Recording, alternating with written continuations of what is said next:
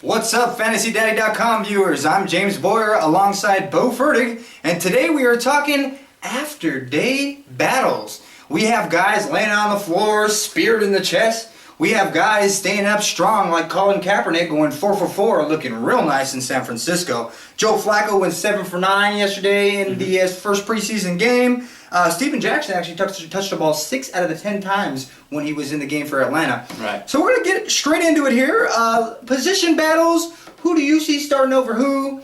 Bowe Fertig, this guy knows it all. Battle between rookie receiver in San Diego, Keenan Allen and Robert Meacham for the number 2 receiver. Yeah, actually the rookie yesterday looked a little better than Meacham did yesterday. Meacham got a little lost in that offense. Only 2 targets on the day, didn't bring in any balls.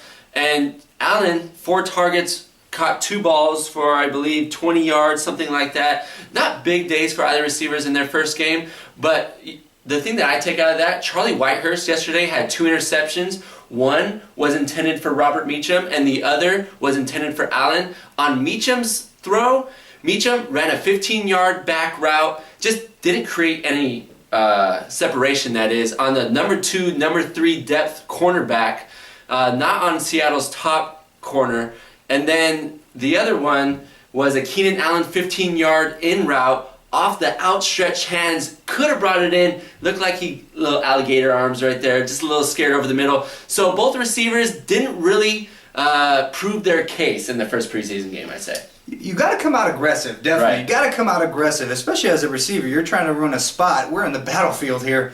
What about running backs over there in Cincinnati? We got rookie running back out of UNC, Giovanni Bernard, right, and veteran BGE, Ben-Jarvis Green-Ellis. Yeah, we got to see what the hype was all about out of Bernard. They really highlighted him in their first preseason game just to see what the guy was all about. 10 carries, 28 yards, had a team-high 3 receptions, team-high 5 targets, and he even pounded one in on a 4th and goal, which really shows you that, you know, a lot of people were talking BJGE would be that goal line back. Bernard looked healthy, and in that backfield really pounded it in on that 4th and goal.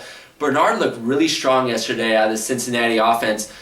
We probably will see BJGG, the Ben-Jarvis Green-Ellis starting at the beginning of the season just because he has more reps, more rapport with that offense. But I see Bernard getting a lot of touches, especially after they highlighted him in that first preseason game. Giovanni Bernard over at UNC had consecutive 1,300-yard seasons along with 46 catches in both seasons over there at UNC.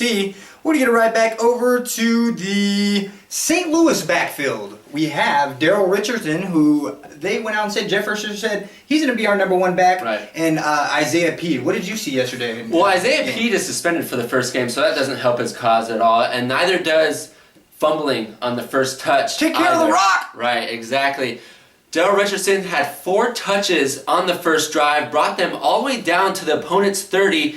Isaiah Peed, first play in, fumbles the rock. He was holding the ball way too high. He looked very rookie-ish. He looked very inexperienced the way he was holding the ball. He got a couple looks after that, but it just seemed like they were really featuring Daryl Richardson as their top back. He had a couple receptions out of the backfield. Even Zach Stacy had a couple receptions out of the backfield, and Isaiah Peed didn't have any receptions out of the backfield, no looks. So Daryl Richardson really proved his case as a number 1 back. Peed will have to climb up a big hill to get to that spot, especially after fumbling in his first touch. Yeah, Isaiah Peed, never really a featured back ever, more of a scat back, catches a lot of balls. And they're both second-year running backs as well, so a lot can happen within the second year. Neither of them have been a featured back in an offense, so there's still a lot of telling in the preseason. But Richardson did win that first game. Crowded running back over there in the Denver Broncos Right. area. We've got rookie Monty Ball, veteran Noshawn Moreno, and second-year player Ronnie Hillman. Who is winning that position battle over there? Well, right now on the depth chart, Ronnie Hillman is number 1, followed by Monty Ball and Noshawn Moreno. Noshawn Moreno was our featured back last year, when healthy, put up good numbers in that Denver Bronco offense, and they really did highlight him in the first game of the preseason. Maybe just to ease in Monty Ball, maybe just to ease in Ronnie Hillman. He had most touches. He had 6 carries, compared to Ball had 5, Hillman had 3. They both rushed for 9 yards. Really, in that first preseason game, Noshawn Moreno was the highlighted back. He had about 26 yards on the ground, but none of them really worked well out of the backfield. We saw Monty Ball get checked a couple times at the line on blitzes. That's something that him and Hillman will need to work on, and it's one of the reasons why I believe Noshawn Moreno has the best chance out of any right now, because they want to protect none other than Peyton Manning, their asset, and Noshawn Moreno is going to do that better out of those 3 backs. Yeah, you saw Noshawn Moreno take over Willis McGahee's spot last season and contributed well for your fantasy team. Let's go ahead and hop over to quarterbacks. We got a quarterback over there in St. Louis, and we got a quarterback over there in Cleveland. Everybody's looking for these 2 guys to step up. That's Sam Bradford and Brandon Weeden. What did you see in their first preseason game? Both played into the second quarter, so it was similar to what we had talked about with Giovanni Bernard, in that they wanted to really see what they can do in their first preseason game. Sam Bradford went 5 for 8, had a QB rating of 147 and a touchdown on one of his later drives. And on the other side, Brandon Weeden had an effective game, 10 for 13, had a passing touchdown as well. Both quarterbacks, most of all, protected the rock. They didn't turn the ball over, which I believe both coaches were most concerned about over any other stat. Both quarterbacks got their feet wet. They looked poised in the pocket, and both stood tall as well. They looked really good in their first go in their preseason games. Yeah, it's going to be interesting to see what Brandon Weeden does this year with new offense coordinator Norv Turner. Right. And with Trent Richardson. You know he's going to carry the rock over 300 times. Yeah. And you know what? Just going off of that, Bradford really looked to Chris Givens. He built that rapport last year with Givens. Givens 3 receptions, 80 yards, and that touchdown.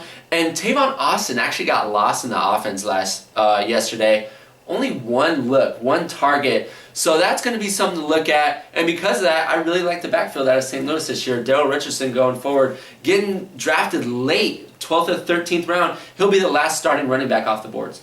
And that's going to be it for today for Position Battles. I'm James Boyer alongside Bowe Fertig. Thanks for tuning in. This is FantasyDaddy.com. Thank you very much.